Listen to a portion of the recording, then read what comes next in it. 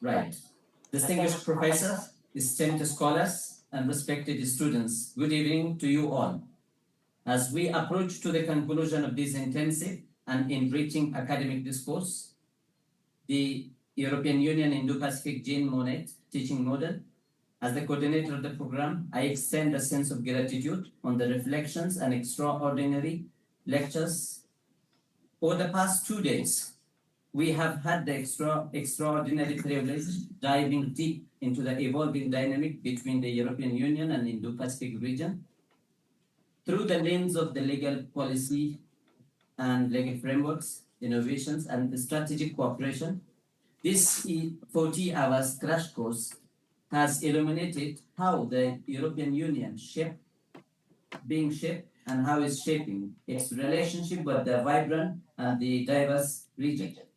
With a special attention to European Union and India investment relations, that what we have explored yesterday, the legal landscapes and the immense potential for the future bilateral investment treaties, especially in the context of European Green Deal and the digital market regulations. These rules are not just legal instruments or policy initiatives. They are transformative tools that will define sustainability, fairness, and innovations of the global trade and the cooperation in the coming days. Thanks to the clear and compelling presentation by Professor Desailly and the Dr. Sébastien, we examined the complexity and the ambitions of the European digital strategy, particularly through the Digital Market Act, Digital Service Act, and the path-breaking Artificial Intelligence Act of the 2024. These insights challenge us to think critically about the platforms, regulations, consumer rights, and of course the labor rights in Europe and ethical boundaries of the innovations. Furthermore, our session on the Green Deal and Corporate Sustainability Due Diligence Directive, Zero Deforestation Regulations, and Carbon Border Adjustment Mechanism will be discussed today, and it will underscores how unilateral EU measures influencing of the global trade, setting high environmental and human rights standards that affects the business and the government worldwide, and no one can ignore it. What makes this program truly unique, it is not only that a caliber of its content, but it is also inclusive and accessible by nature. By opening the virtual doors to the students, scholars, practitioners, and experts from across the Indo-Pacific at no cost. This initiative fosters genuinely a global classrooms. It strengthens a bridge between European Union and Indo-Pacific by empowering the next generation of thinkers, leaders, and the law and policy. This collaboration between the UCLouvain, St Louis, Belgium, and University of Mysore brings together academic excellence, global perspectives, and shared values. And as we prepare now about the students tomorrow that they have exam, and we look forward their understanding, and we look into how that legal policy and tools have been leveraged their understanding to build more resilient and sustainable and just with the more economic approach. On behalf of the organizing committee that includes Professor Desailly and Dr. Sébastien and Professor Benjamin, once again, we extend our congratulations to all the participants for their commitment and curiosity that they have engaged with us throughout the course. And we shall begin. So I have the privilege now to welcome Professor Desailly to begin the first hours of the today's program, and it will be followed by Dr. Sébastien. Sir, the floor is yours. Yes, good morning. My lectures will be linked to the lectures I gave 2 days ago on the scope of the common commercial policy. And I mentioned that in addition to trade treaties and investment treaties, such as the ones being negotiated today between the EU and India, there are also a number of specific legislative instruments covering the control of investments as well as anti-dumping measures. So my lectures will focus on these 3 specific legislative instruments, just As a reminder, the common commercial policy derives largely from the WTO arrangements, and that policy is the interface between an extremely integrated internal market where goods and services and capitals cross borders every day internally, and the EU external trade partners, among whom India. So the consolidation of the internal market is making Europe an extremely attractive place. Let's imagine that an American company builds a plant in northern France. The products produced in that plant could reach the other national markets across Europe extremely easy because there are no more borders. Of course, there is a nexus between the globalized economy. That's that's at the heart of these lectures, and the internal market approach. So, as I mentioned, Article 207 of the Treaty on the Functioning of the European Union empowers the EU to regulate IPRs, goods and services, when it comes to the conclusions of agreements with third states, but also trade protection measures such as dumping and subsidies, as well as the control of foreign direct investment, with the exceptions of portfolio investments. So these are the three legislative instruments I will comment upon, albeit briefly. The rather old, nearly 20 years old, anti-dumping regulation, that's really at play nearly every day. A more recent mechanism that entered into force in 2020, the framework for foreign direct investment screening, and last but not least, the EU foreign subsidies regulation.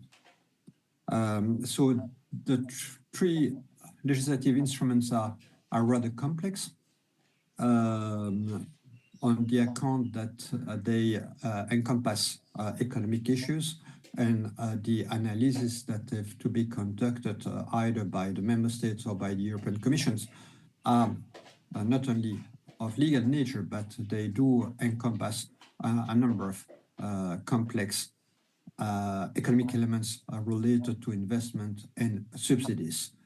Of course, I will just draw here the global framework. So the 2016 regulation is aiming at avoiding that foreign products are dumped on the European market by non-EU manufacturers at a price that's below the normal value on the domestic market. That requires that the anti-dumping measures adopted by the European Commission, so the European Commission is the executive, may be imposed provided that four conditions are fulfilled. Firstly, there must be a dumping by the producers in the third country concerned. The European industries, so competitors, business competitors in Europe, will suffer a material injury for the dumping, and the Commission must demonstrate, as a matter of course, the link of causation between the dumping and the material injury suffered by the European businesses. And in addition, there is a weighing of interest. It's not a black and white picture, because the European Commission has to assess whether placing on the imported products the anti-dumping measures will not run against the European interest. So the price undercutting is not in itself illegal. The price undercutting becomes illegal in as much as it causes damage to European business as the link of causation is demonstrated and that there is no European interest in keeping that price undercutting. So as a matter of law, the European Commission is called on to assess the existence of this dumping in light of different procedural requirements that do include the due process rights of the foreign companies concerned. And so whenever the four conditions are fulfilled, the Commission can adopt through a decision these anti-dumping measures. These are decisions, so they impact upon the companies concerned, so they directly and individually affect the companies exporting the dumped product, and these companies have the right to sue the commissions to obtain the nullification of the Commission before the General Court of the EU based in Luxembourg, provided that they demonstrate that there is that the Commission erred in law or that the decision is based upon a material error, so to speak, economic errors.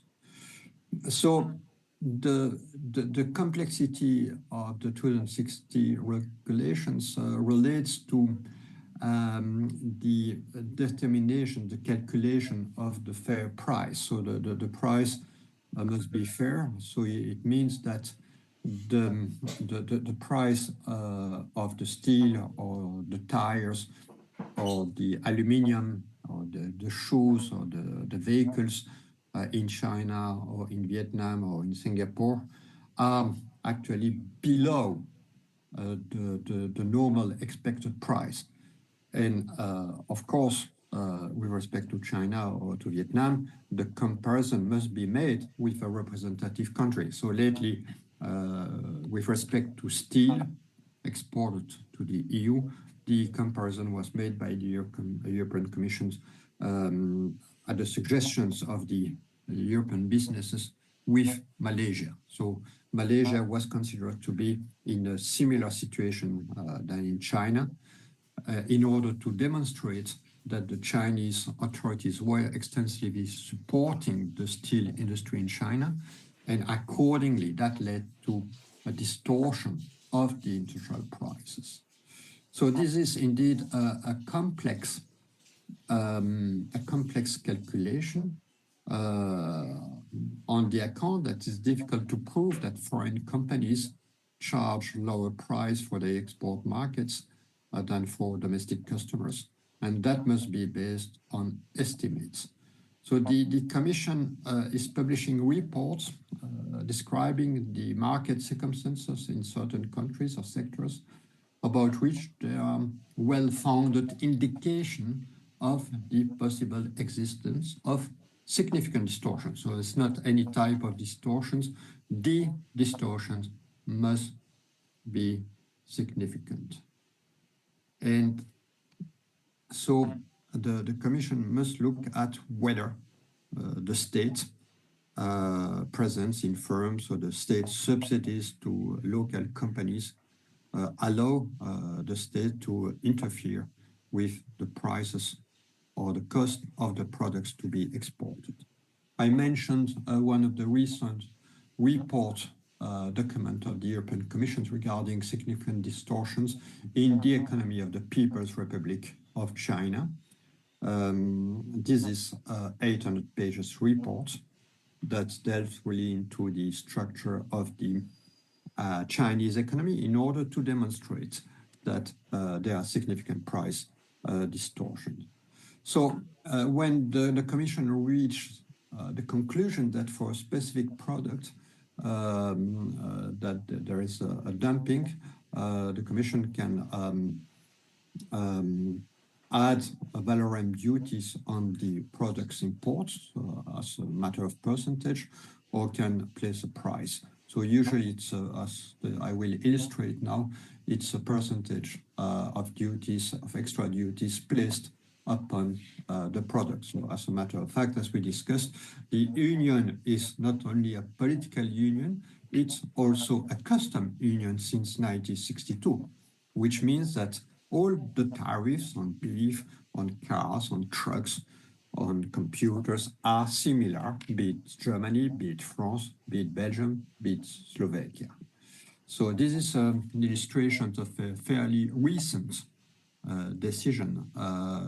No, that's a notification from the 21st of May, a few days ago.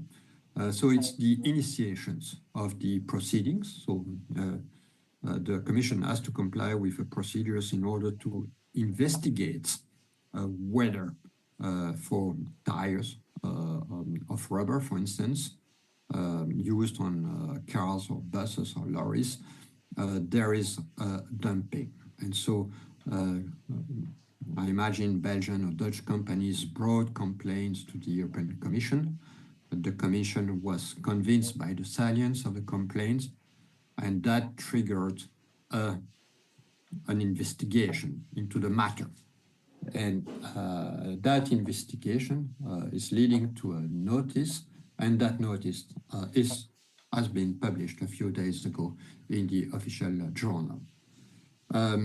Also, a few days ago, the Commission enacted a specific regulation. So it's an implementing regulation. So it's like an executive decree imposing a definitive because the proceeding came to an end, anti-dumping duty on iron and steel products imported from the People's Republic of China. So this is the structure of the regulations. As you see, the European Commission, in accordance with the powers granted by this legislative instrument, so the regulation of 2016, it's a legislative instrument that has been adopted, as we have been explained at the outset of the lecture, by the European Parliament and the Council on the 8th of June 2016.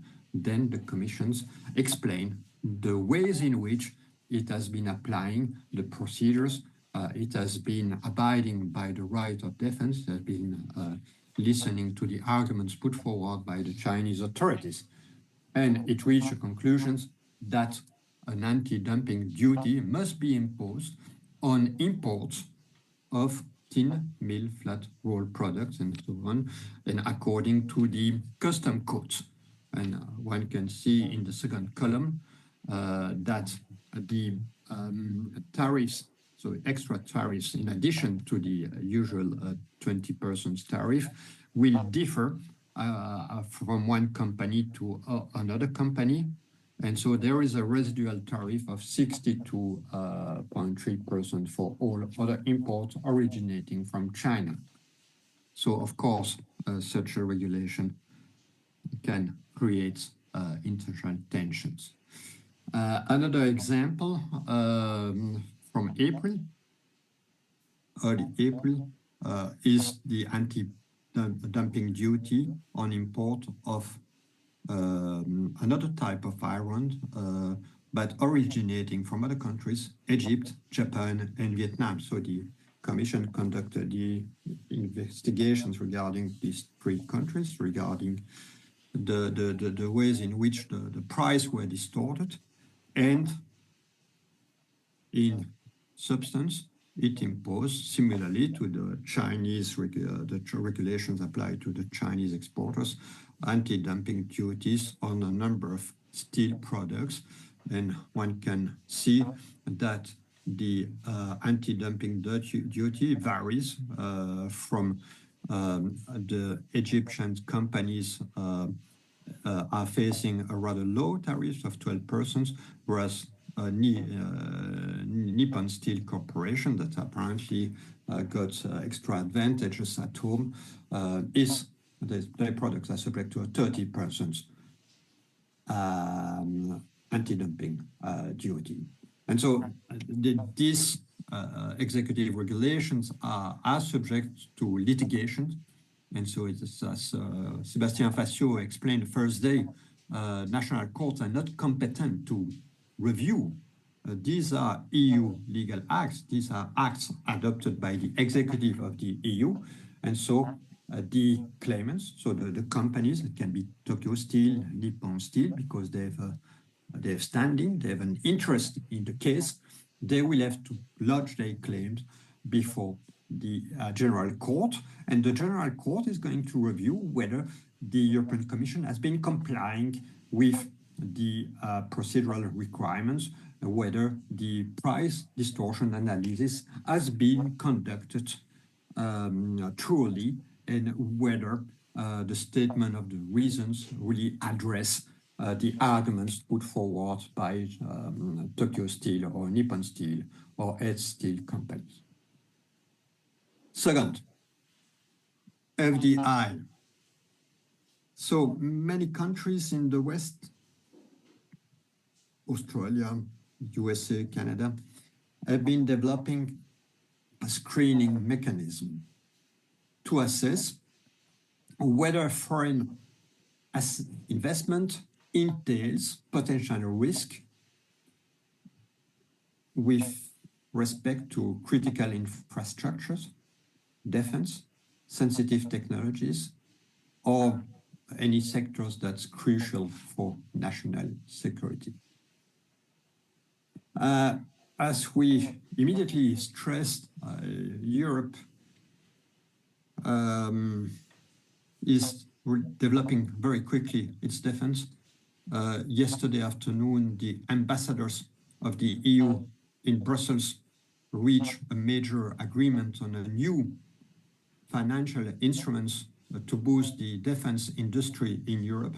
So the projects of defense, new tanks, new drones, new airplanes will be subsidized by a fund that endowed with 13 million. So that's the latest news in Brussels. It's breaking news, 13 billion euros fund that will support. So as one imagine, there is a lot of security concerns today. Europe is developing very quickly its defense for the war taking place since 3 years in Ukraine, bordering several member states, and the conflict in Gaza, not really far away from one member state, the Republic of Cyprus. So there are growing concerns that certain foreign investors may seek to acquire control of EU companies that supply critical technologies or hold sensitive information, such as artificial intelligence. I will come back to this issue with Sébastien Fassiaux, and that might undermine the security or the public order of the member states. In contrast to anti-dumping, it's full exclusivity. So the Commission is really on board. It's empowered by the EU lawmaker to conduct the investigation and to sanction the naughty companies that have been distorting the price. All right? Here, given that state security, the member states are competent. State security, it's the national sovereignty. And similarly, the Indian Federation is in charge to define what is security. I imagine it's not the state of Andhra Pradesh or Kerala that will decide what's the national Indian security. And it means that often foreign investments are taking place across the board. So a Chinese company could purchase a German company, but with all its subsidiaries in France, in Czechia, in Slovakia. So several member states could be interested in screening the foreign investments to assess whether the control by the Chinese companies, a state company, for instance, is not likely to hinder their national security. But given, again, one has to bear in mind this is an internal market. So companies' freedom of capitals, freedom of establishments. So companies can set up new subsidiaries there and there without seeking any authorization. So it's an extremely open market. And so what the aim of the framework regulation is to make order, is to provide for mechanism to allow the member states to exchange information. So each member state will decide at the end of the day, but there must be cooperation. Cooperation is vital to avoid that France accept the investment, the Chinese investment, and Germany refuse it when it's the same Chinese company. That won't make sense. And so the Commission is really playing a central role in coordinating all the information. So since the regulation entered into force, there have been 1,200 cases. And so the aim is really to identify collectively, not alone, whether security or public order matters with respect to foreign investments. So another breaking news is that this is a regulation, a common commercial policy regulation based upon this Article 207. And so it has been adopted by the Parliament and the Council of Ministers, the configuration for external trade. And the Commission realized very quickly that there were deficiencies. So after 2 years of implementations, everyone realized the weakness. And so now there's been a proposal to improve the regulations.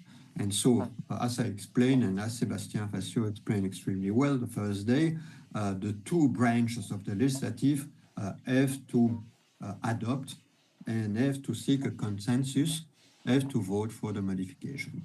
And so the modifications have not yet been adopted, but on 8th April, so just nearly 2 months ago, the Trade Committee within the Council of Ministers accepted several modifications, and the objective of the modification is to widen the scope of the regulation. So today, the regulation encompasses mostly defense, critical technologies such as artificial intelligence, and it will encompass in the future media services, because as Sébastien Fassiaux mentioned, there's been serious interference in Romania a year ago, and that led the Supreme Court of Romania to nullify the election. That led to new elections 2 weeks ago. So media services are, of course, critical issues, critical raw materials. I will come back to these issues in dealing with the Green Deal, transport infrastructures. So it will be subject to mandatory screening. So it's the member state will be obliged to screen the foreign investment to assess whether they're entailing risk for the security of the public order. What is more, the Commission will gain new powers to intervene on its own initiative, which is not the case in case where there are disagreements between the member states. So the member states should better agree between 2 or 3 of them. In case it doesn't happen, the Commission might jump into the fray and take the decision. Third, EU foreign subsidies regulation. Let's explain again, within the internal market, there is competition law, and competition law is perhaps one of the most advanced competition policy on the planet. It's rather a complex policy, and within competition there is a specific arrangement called the state aid control. So we'd be interested to know whether India has some state aid control schemes. So the state aid control is a fairly old scheme. So it was developed with the creation of the European communities in 1957. And the aim is to ensure fair conditions for all undertakings engaging into an economic activities in the internal market. So it's rather simple to understand. Let's imagine we are in 1961, 1962. So Germans and French companies start to compete with Dutch and Italian and Belgian companies, right? So in case Germany grants subsidies or grants tax relief to the national companies, it will increase the chance of the recipient German companies to take over. Their products will be cheaper, their service will be cheaper. So the competition will be utterly distorted. So the idea of the state aid control is that states should not mingle into the economy. The competition must be fair between the businesses. And in case state aid is needed, and we've seen that state aid was needed in the case in the aftermath of the COVID pandemic, so I can answer your questions about that. There must be a derogation. So the Commission must grant specifically its authorization to the state to grant the aid. If not, the aid is illegal. And illegal, it's a very serious business. This means that the state is obliged to get the money back. So the Belgian state sometimes has been condemned because it's granted illegally state aids to textile companies. The Belgian state was obliged to get back billions of euros. So you imagine it's quite risky to cheat with state aids. However, there is a fly in the omen, so to speak, because the state aid control scheme applies within the internal market to companies that are conducting their business in the Netherlands or in Belgium or in France. However, the subsidies granted by, for instance, the Chinese or the Indian governments are unchecked by Brussels. They are not falling within the state schemes. So it means that some foreign Asian companies or American companies can compete much better as a matter of services or goods in the internal market because they got subsidies in New Delhi or in Washington, D.C. or in Brasilia, and these subsidies are not subject to scrutiny. So to speak, there is a gap. So the idea of this fairly new regulation, foreign state subsidies, is to enhance a common playing field, that the European business have not to suffer from distortions of competition because foreign states are supporting financially their companies. And so it means that every foreign subsidy that may distort the EU's internal market for granting the recipients with an unfair advantage that will allow them to acquire more easily French or Belgian companies or obtain more easily public procurements in the EU are likely to be prohibited. So it's the control. So it has somewhat external effects. So that's what we discussed at length by Sébastien Fassiaux with the RGDP yesterday, is that all types of regulations or regulatory approach is impacting upon the foreign businesses. So the idea here is to ensure this level playing field for all companies operating in the single market, be it an American company, be it an Indian company, be it a Chinese companies. All companies must be placed upon equal footing. So Chinese companies welcome to acquire other Belgian companies or trying to obtain a Flemish or Walloon public procurement, provided that there is no Chinese subsidies at the outset. So the regulation really addresses such distortion and is closing this regulatory gap that's been based upon two provisions, the internal market provisions and the CCP provisions, 114, 207. And so, interestingly enough, bon, of course, the scope is limited to concentrations, mergers and acquisitions, but if one looks at the economic developments, there are many mergers and acquisitions are taking place, but also public procurements. And so Europe is a big market for public procurements given the sheer state interventions in the economy. And so the regulation is creating an extra layer of control across all sectors that are subject either to concentrations or to public procurement, but also there is a residuary clause, all other markets clause. So the situation with the screening of foreign investment is utterly different. As I explained, screening issues is state sovereignty. So Paris, Berlin, Rome must conduct the screening, must assess what's their security concern, but they are called on to cooperate with the other state authorities.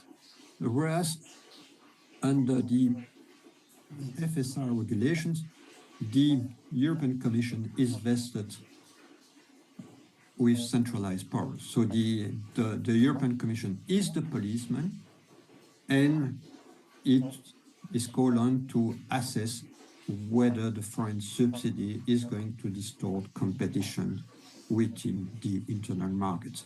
So we clearly face a centrifugal force on the one hand and a centrifugal force. So what's a subsidy abroad?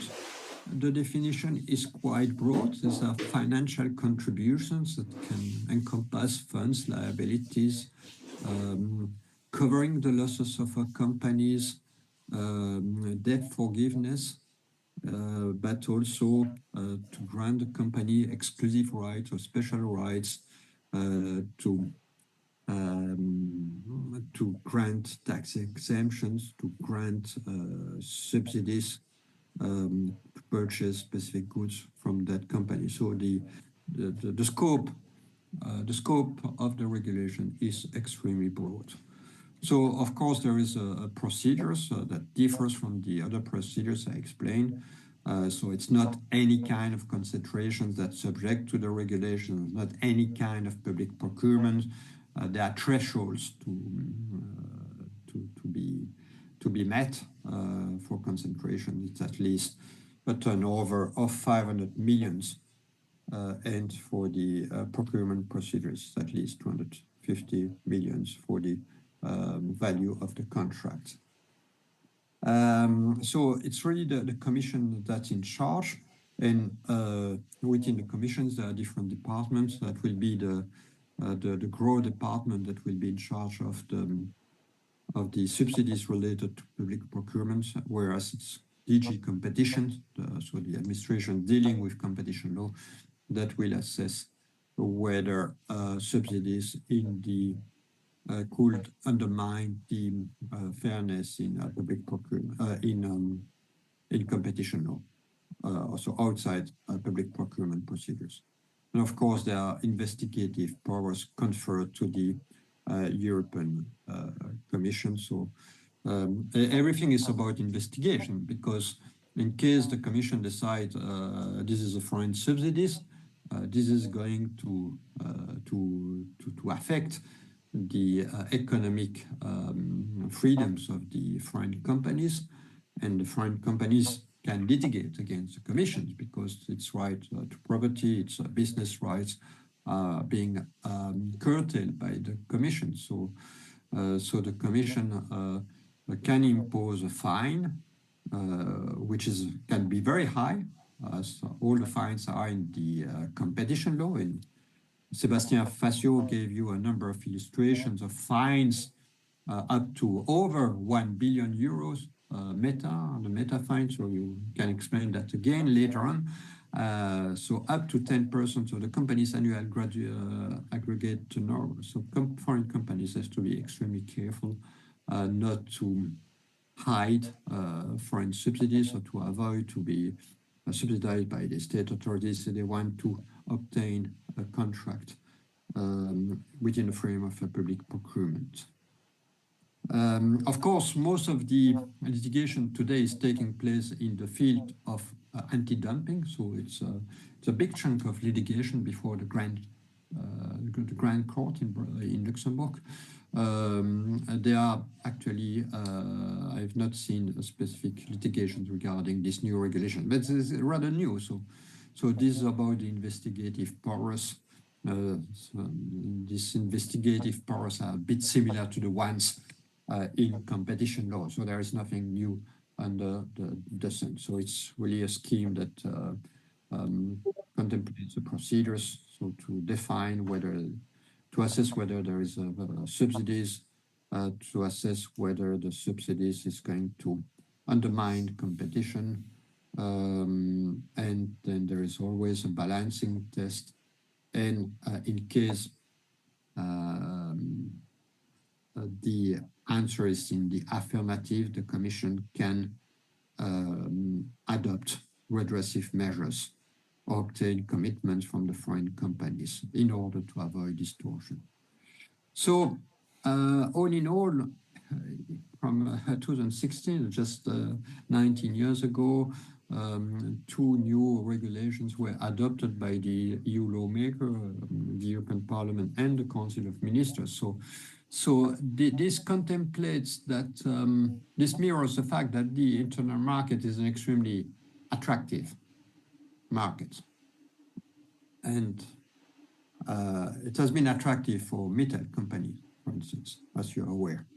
And in order to maintain fair competition, the EU has to develop new instruments to ensure fairness.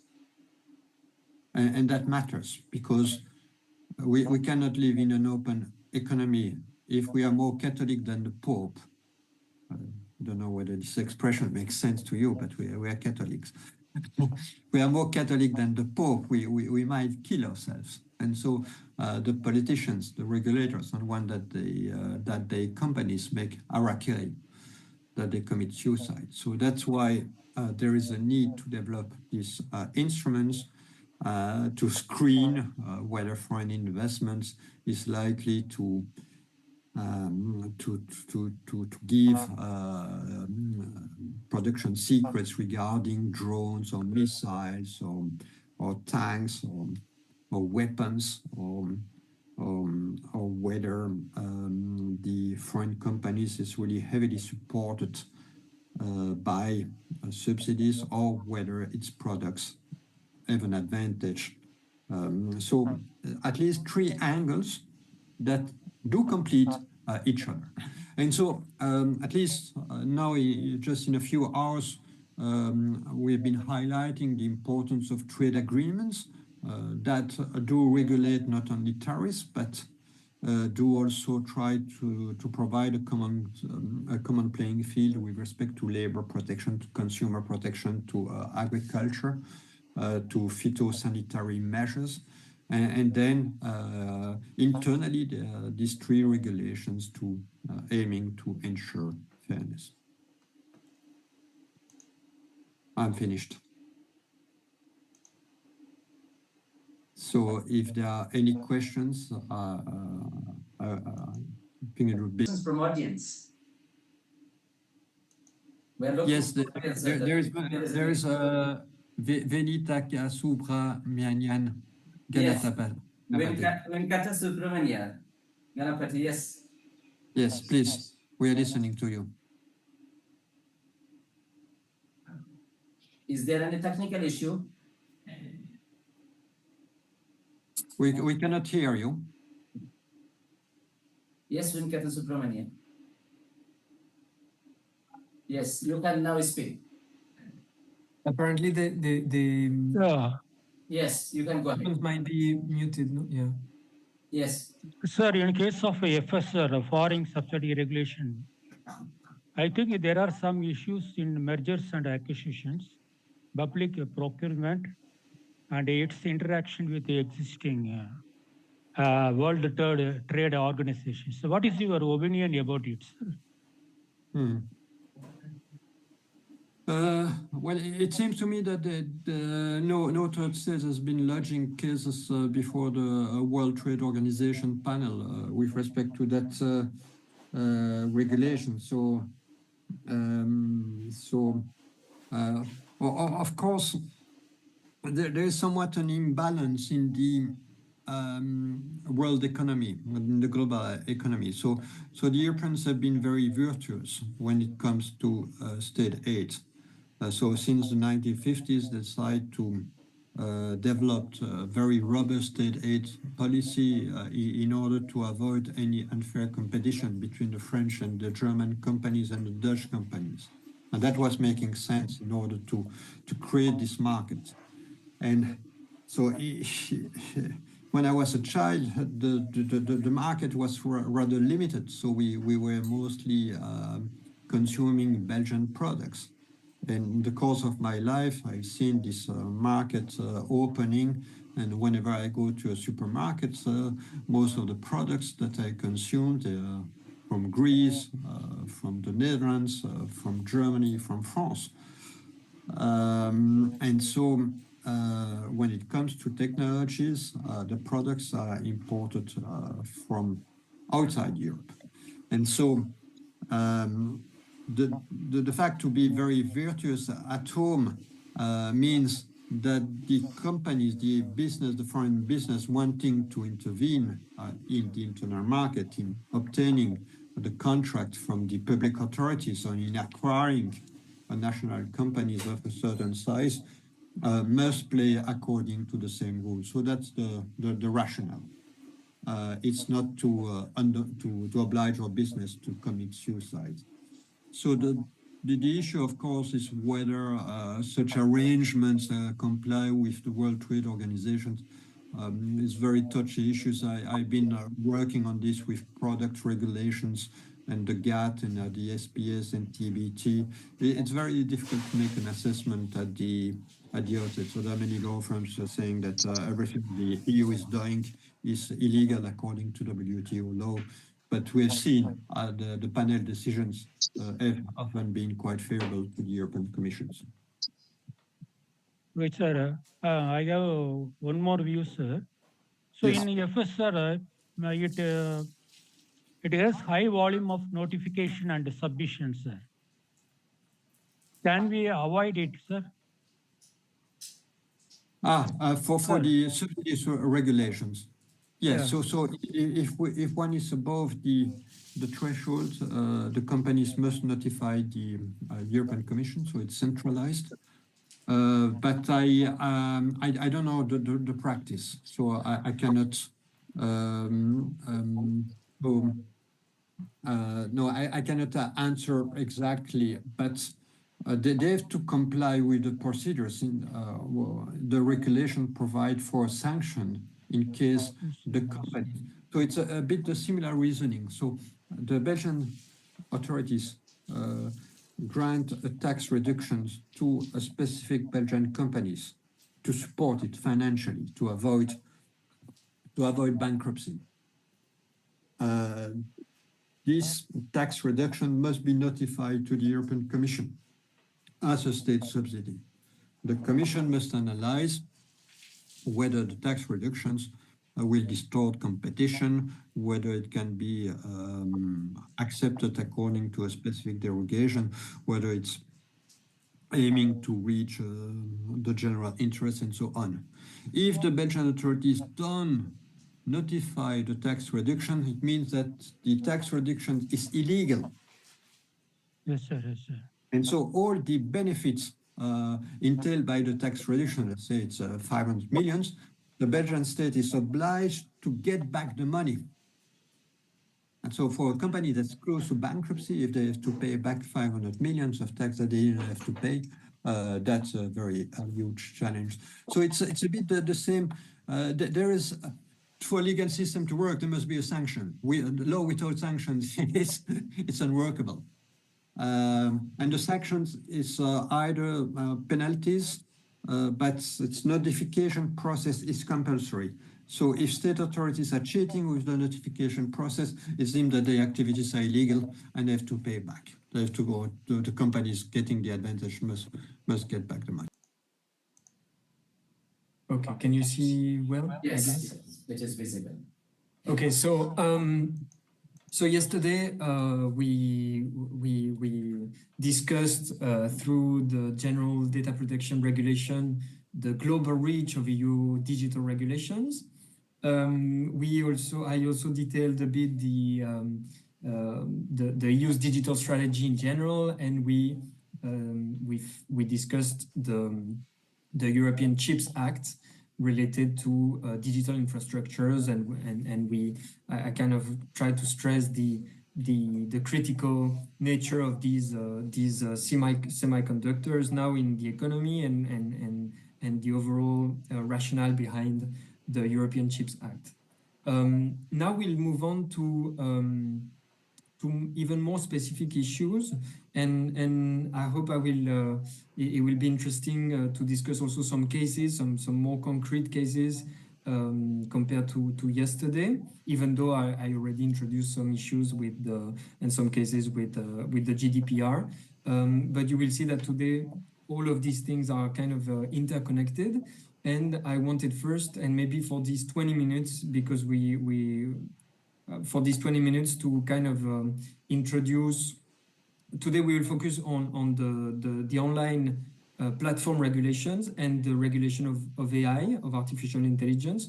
But before that, and maybe for these 20 minutes, just to give the context of the European data strategy, I will not go very deep on this, but I think it's very interesting because, as you know, data is obviously not only personal data, but data in general is becoming increasingly important in the economy. And so I just want to explain some issues that have been identified by the EU in this area, because it's actually relevant for later on the discussions on competition, for instance, in digital markets. So the European data strategy is really the framework and for data governance in Europe, and in 2020 it's still I mean, it's not that recent now, but it's still in very relevant, the data strategy that the European Commission detailed back then. And the idea, obviously, again, in the context of the EU, is to create a single market for data, so to enable that data, not only personal data, but different kinds of data, and I will come back to that, can freely flow between the different member states of the EU, to enable innovation, to enable the development of new markets, to enable competition, and all of that in line with European values and fundamental rights. We discussed yesterday fundamental right to privacy, for instance, but we also discussed the balancing exercise to conduct with other types of with other fundamental rights. A key feature of the European data strategy is, and in this context, is the creation of what the EU, the Commission coined as the data spaces. So I will come back to that later. But in this data strategy, the European Commission explained that indeed the volume of data produced between back in 2018 and until now has exponentially, or was expected to exponentially increase. And I will focus on some issues here. If we take a broad look and an overview of the different types of data and the different types of regulations that the EU has adopted, proceeding from that strategy, we can differentiate between personal data that we've discussed yesterday, and that is mostly, when you look at the bigger picture, mostly held captive, if you want, by big tech companies. And the regulation since 2018 when the GDPR is the GDPR, no? And we discussed that yesterday. And clearly here, the European Union and is not a very big actor in personal data. So those big tech companies are mostly US companies or even now or Chinese companies.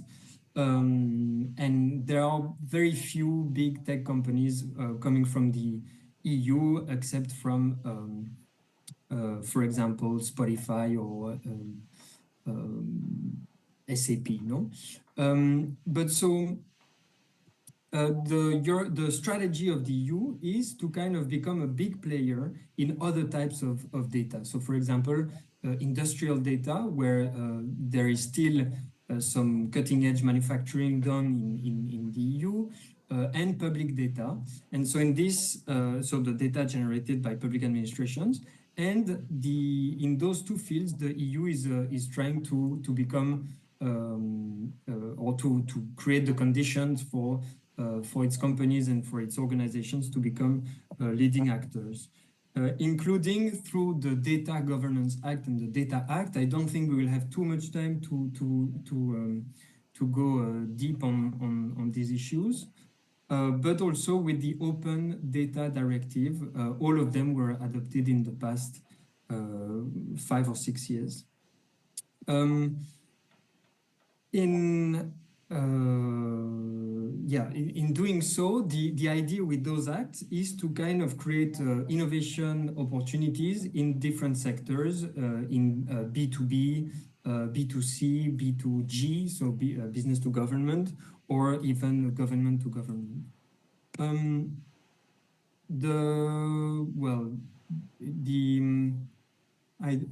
I should focus here on what I want to say. So I think I will just skip this and explain. I want to introduce a very important case actually that will become relevant also for discussions on online platform regulation, and which is related to data.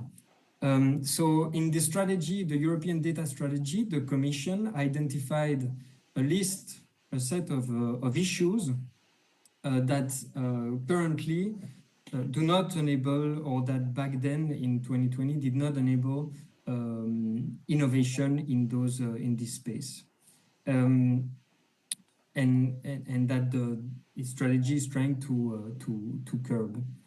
So the first one is the availability of data. I mentioned already that, for example, big tech companies hold huge data sets of personal data captive, and they do not necessarily enable for innovation in this space. There are also huge imbalances in market power between companies with regards to data. And I will explain a very important case related again to Meta.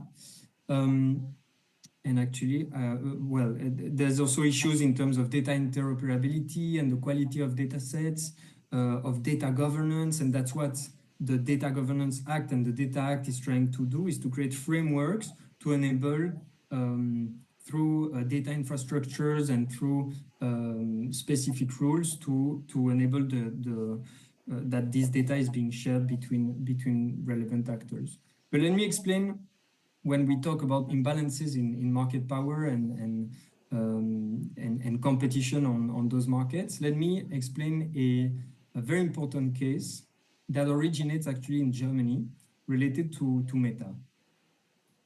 So back then, it was the Facebook group, now it's Meta, but the German competition authority, the Bundeskartellamt, issued a very innovative decision related to Meta.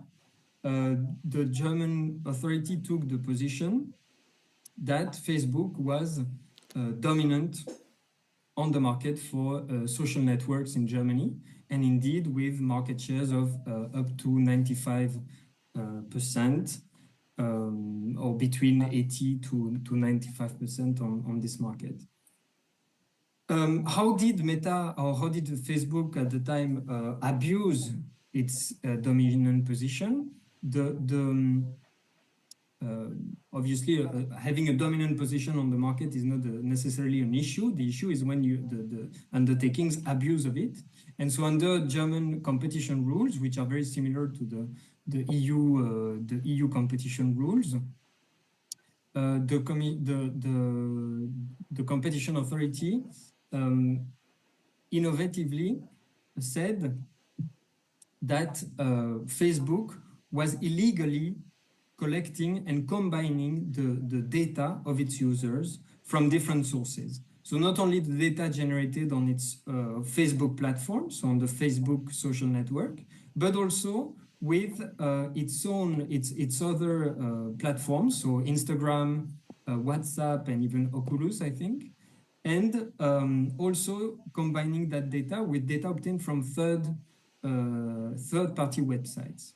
So I don't know if this is clear for everyone, but when you, even if you're not a member or a user of Facebook or Instagram or WhatsApp, when you go on different websites and you browse the web, and for example, there are those social plugins that you can see here. And even without those social plugins, but with tracking devices like pixels, for instance, or with other types of tracking devices, the Facebook was able and actually still able to combine, to obtain data from these third-party websites about specific users. And combining that data with its own proprietary data, if you want, generated on its own platforms, the German competition authority took the view that Facebook was abusing its dominant position. Why? Because it was done in a way that users were not aware and they did not provide consent, and all of that was against the rules of the GDPR that I introduced yesterday. And so basically, why is this decision innovative? Because so in abuse of dominant cases in competition law, we need to distinguish between exclusionary and exploitative abuses. So an exclusionary abuse is when a competitor is excluded from the market. An exploitative abuse is when, and so there is less competition. An exploitative one is when, for example, the consumers are being exploited in a way or another through paying higher prices and stuff like that. Most competition cases focus on exclusionary practices, and here one of the innovation of the Bundeskartellamt was that the case focused on exploitative abuse of unfair personal data collection and processing by Facebook.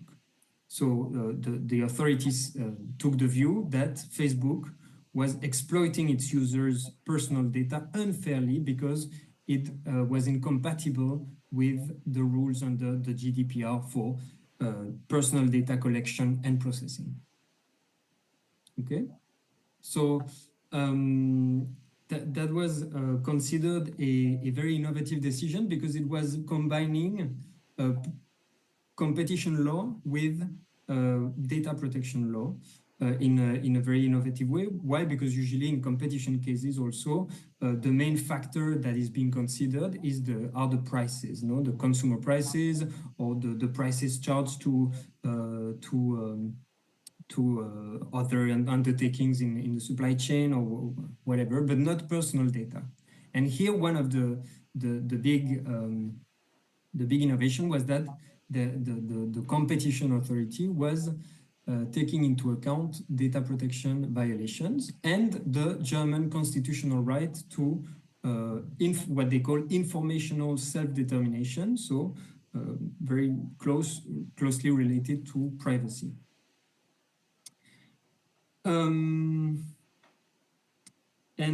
Following that, so the Meta was not fined in this case, but they were served a prohibition order, so they could not combine this data anymore. They had to obtain the proper consent under the requirements, the strict requirements for consent under the GDPR to be able to combine this data. And following this case, Germany adapted its and revised its Competition Act and introduced a new provision, Section 19A, that prohibited this type of abuse of dominance. And we will come back to that because this actually clearly influenced also the adoption of the Digital Markets Act, which aims at regulating competition in digital markets in the whole EU. So, but it all comes from, and I mean, a specific rule in the DMA comes from this case clearly, and I will come back on this. The meta, and maybe I will finish on this. Meta obviously appealed the decision before the Düsseldorf court in Germany, and the case, the court asked preliminary questions, issued a preliminary asked preliminary questions to the European Court of Justice, which in a very important case, a landmark case in July, 2 years ago, issued an extremely important judgment saying that one of the questions was whether actually a competition authority in the EU, a national competition authority, could take into account infringements of the GDPR to analyze an abuse of dominant case or a competition case. And the Court of Justice said yes, this is actually possible, and the only thing that the competition authority needs to do is, I mean, it's very important, is to cooperate with the data protection authorities, some of which I mentioned yesterday. Why do I mention all of this in the European data strategy?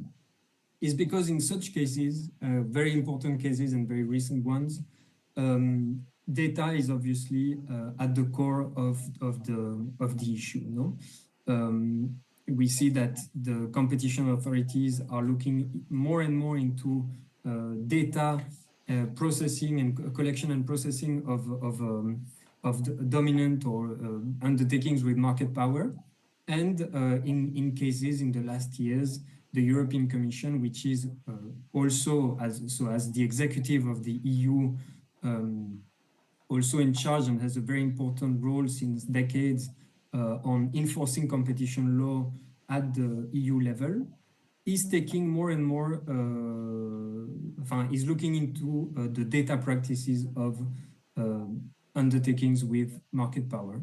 For example, again, cases with Meta, but more importantly, maybe a case with Amazon. Amazon wanted to purchase, to merge or to acquire, sorry, the iRobot, which was a vacuum cleaner, a manufacturer of vacuum cleaners from the US, and actually abandoned this acquisition because of huge competition issues, not only in the EU, but also in the United States. And here the question of data and whether Amazon would gain even more of a data advantage compared to its competitors by acquiring iRobot was a key issue in terms of raising barriers to entry in this market. So I also mentioned the Meta case because we will come back on this when we discuss the regulation of online platforms. Yeah, I think I think it's been more or less 20 minutes, but just to maybe to then conclude on the European data strategy. These are the 4 pillars of the strategy that was laid down in 2020 by the European Commission, some of which we already discussed. No, so for instance, infrastructures or as enablers of this data strategy, there is the infrastructures of supercomputing capabilities, for instance, that I mentioned yesterday.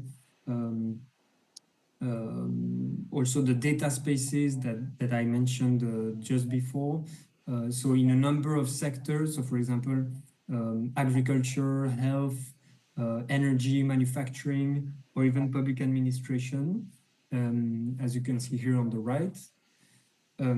There are initiatives, and it's already there are also already a lot of initiatives in those sectors to create data spaces. So the ability for market players and organizations and public administrations to share data. So not only personal data, but data. And if it is personal data, it's actually anonymized, obviously, because you cannot freely share personal data like this. And to enable new markets, to enable innovation in those areas, no? So and to create really a single market for data. So these are the four pillars. We don't have time too much to enter into the details, but fundamental to this framework is the Data Governance Act and the Data Act that create important rules, rights, and obligations in this space, including through certified data intermediaries, for instance, that act in a neutral way as intermediaries for the exchange of this data, or even by recognizing what the EU calls data altruism organizations, so organizations that can altruistically share data with others. Yeah, I don't know if you have any questions. Yes, good morning. How are you? Or if we could discuss fine. this Where are you? for a long time, but since we had 20 minutes, I don't know if you have any We are waiting questions for on me in this, front on the of case. library. If it was very clear that the meta case, for instance, because we will come back on it later. Why? And Central in library is general, if closed. you have any questions related to the European data strategy. Sébastien, maybe you can explain to our Indian colleagues the way